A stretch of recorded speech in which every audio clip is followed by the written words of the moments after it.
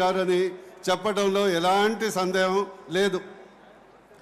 మనందరికీ తెలుసు, అన్నం మొత్తం ఉడికిందంటే అన్నం మొత్తం పిసుకం, 2 మెతుకులు పిసుకుతాం. అలానే మోడీ గారి గురించి ఒక సన్నివేశం చెప్తాను.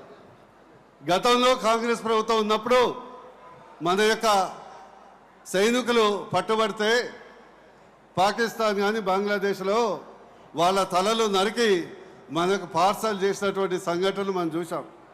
అవునా కాదా? చూసాం. ఎవరు అప్పుడు సపోర్ట్ చేయలే, కాంగ్రెస్ ప్రభుత్వం స్పందించలే. కానీ మోడీ గారు వచ్చిన తర్వాత, మోడీ గారు ప్రధానమంత్రి అయిన తర్వాత ఏం జరిగింది? మన ఫైటర్ పైలట్ అభినందన్ గారు సర్జికల్ స్ట్రైక్లో భాగంగా పాకిస్తాన్లో పట్టుబడితే మోడీ గారు గట్టిగా చూస్తే 24 గంటల్లో పూలదండలతో మన ఇండియాకు పంపిన సన్నివేశం మర్చిపోయారా లేదా అని మీరు గుర్తుపెట్టుకోవాలి. మీకు ఒక సన్నివేశం చెప్తాను.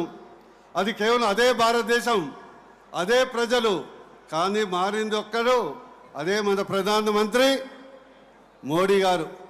ఈరోజు మోడీ గారు మన దేశానికి ధైర్యం, డెవలప్మెంట్. మీకు ఒక సినిమాలో డైలాగ్ చెప్తా.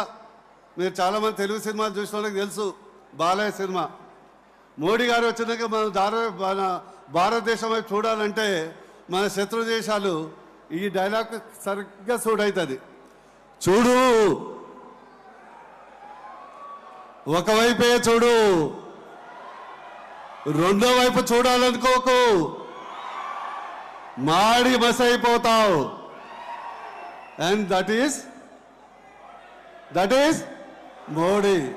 ఆ ఒక్క అంశం చాలు, ఈ ఒక్క అంశం చాలు 140 కోట్ల మంది ప్రజలకు మనకు మోడీ గారు మరోసారి 400 సీట్ల పైగా ప్రధానమంత్రి కావాలి. మీ అందరికీ తెలుసు, నేను భువనగిరి అభ్యర్థి కాకముందు, ఉద్యమకారుడు కాకముందు ఒక డాక్టర్ని, మంచి డాక్టర్ని. ఈ మధ్య మా డాక్టర్లు చెప్తున్నారు, స్టెథోస్కోప్ పెడితే గుండె మీద సౌండ్ వచ్చేది. ఇదివరకు ఏమొచ్చేది? లబ్డాబ్ అనేది వచ్చేది. కరెక్టే కదా? కానీ ఈ మధ్య తెలంగాణలో ఎవరి మీద స్టెథోస్కోప్ గుండె మీద పెట్టినా మోడీ మోడీ మోడీ అని వస్తుంది. నేను అతిశయోక్తి చెప్పట్లే. ఈవెన్ రాహుల్ గాంధీ ఛాతి మీద స్టెథోస్కోప్ పెట్టినా, పడుకున్నప్పుడు స్టెథోస్కోప్ పెట్టినా మోడీ మోడీ మోడీ అని అంటారు.